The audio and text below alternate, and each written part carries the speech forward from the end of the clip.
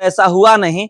ये वहां पर लगभग 30,000 वोटों से मिथिलेश तिवारी हारे हैं सुधाकर सिंह से, और 47,000 वोट आनंद मिश्रा को। और जो 47,000 ये वोट आया है आनंद मिश्रा का, ये वोट ये कहा जा रहा है कि ये सारे के सारे वोट बीजेपी के थे। लोग ये अनुमान लगा रहे थे कि आनंद मिश्रा इधर वोट काटेंगे तो उधर ददन पहलवान आरजेडी का वोट काटेंगे, मगर ऐसा हुआ नहीं। ददन पहलवान पे वोट नहीं चढ़ा। ददन पहलवान को लोग जान गए कि ये आरजेडी को हरवाने के लिए खड़े हैं, इसीलिए लोग उनको वोट नहीं किए। ददन पहलवान को मात्र 15,000 वोट से ददन पहलवान जो ताल ठोक रहे थे, दावा कर रहे थे कि यहां पर यादव हमें ही वोट करेंगे, मुस्लिम हमें ही वोट करेंगे, मगर ये दिखा नहीं। ददन पहलवान को न यादव वोट किए न मुस्लिम वोट किए, मगर आनंद मिश्रा को जो ब्राह्मण है वो वोट किए, स्वर्ण वोट किए, इसीलिए मिथिलेश तिवारी हार गए। नहीं तो ये कहा जाता है कि बक्सर लोकसभा ब्राह्मण। चलिए आज हम लोग बक्सर लोकसभा की बात करेंगे कि बक्सर लोकसभा में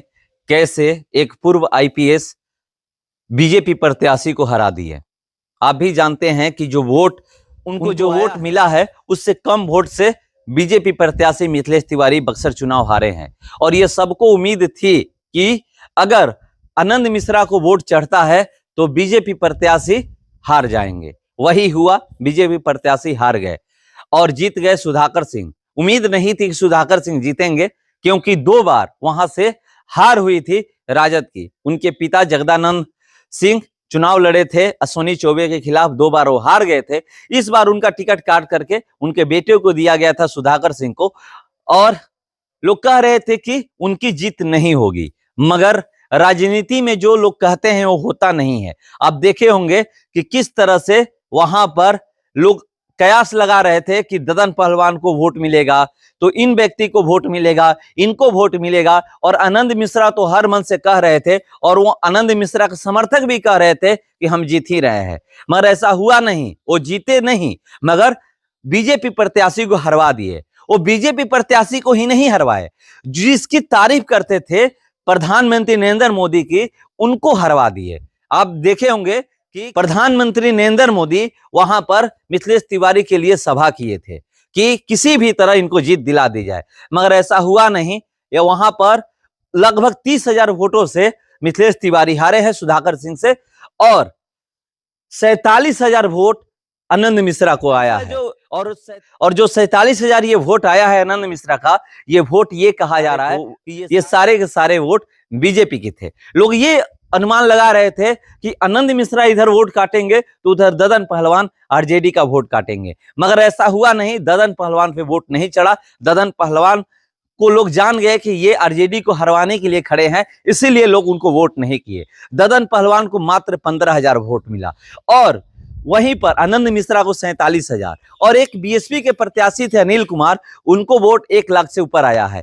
तो आप इसी से अंदाजा लगा लीजिए, अब जनता समझदार हो गई है। और किसी को जीत दिलाना चाहती है तो अगर किसी को अब खड़ा कर देते हैं तो उससे जीत हार नहीं होता है कि ये इनका वोट काट देंगे। वहां पर आरजेडी के जितने भी कार्यकर्ता थे एक हो गए थे कि इस बार यहां से जीत दिला ही देनी है। और वो सामने दिखाई दिया कि किस तरह से ददन पहलवान जो ताल ठोक रहे थे, दावा कर रहे थे कि यहां पर यादव हमें ही वोट करेंगे, मुस्लिम हमें ही वोट करेंगे, मगर ये दिखा नहीं। ददन पहलवान को न यादव वोट किए न मुस्लिम वोट किए, मगर आनंद मिश्रा को जो ब्राह्मण है वो वोट किए, स्वर्ण वोट किए, इसीलिए मिथिलेश तिवारी हार गए। नहीं तो ये कहा जाता है कि बक्सर लोकसभा ब्राह्मण बहुल क्षेत्र है, और वहां पर जो भी लगभग पार्टियां है बीजेपी के तरफ से, खास करके आप देख लीजिएगा तो कभी लालमुनि चौबे लगातार कंटिन्यू सांसद रहे, तो उसके बाद एक बीच में 2009 में हारे, फिर 2014 से कंटिन्यू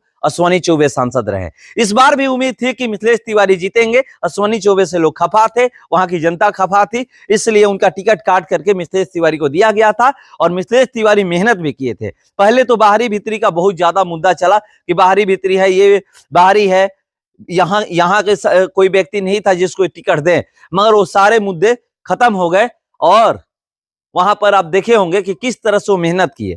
मेहनत के बावजूद चुनाव वो हार गए हैं, और हरवाने वाले कोई दूसरे व्यक्ति नहीं है। जो प्रधानमंत्री की तारीफ करते हैं वही है पूर्व आईपीएस आनंद मिश्रा। अब देखते हैं कि क्या 47,000 जो वोट आनंद मिश्रा को आया है, इस पे बीजेपी उनको पार्टी में शामिल करती है या फिर उनको जिस तरीके से पार्टी में शामिल नहीं किया गया है इसी तरह छोड़ देती है। सवाल यहां पर यह भी उठ रहा है कि आनंद मिश्रा जो कह रहे थे कि मैं बक्सर में ही रहूंगा, चुनाव हारूं या जीतूं मुझे उससे मतलब नहीं है, तो क्या वो बक्सर में ही रहते हैं या फिर वापस नौकरी पे जाते हैं? बहुत सारे सवाल है। अगर मिलेंगे आनंद मिश्रा तो मैं बात करूंगा कि जो जो आप वादे किए थे कि चुनाव हारूं या जीतूं, उसके बाद बक्सर में रहिए तो बक्सर में ही रहिए। इतना समझ लीजिए कि चुनाव हारने के बाद विपक्ष में बहुत कम ही लोग दिखाई देते हैं, कि जो हारे हुए प्रत्याशी होते हैं वो कम ही दिखाई देते हैं। फिर जैसे ही चुनाव नजदीक आता है आगे आते हैं, सामने आते हैं कि हम चुनाव लड़ेंगे तो हम चुनाव लड़ेंगे।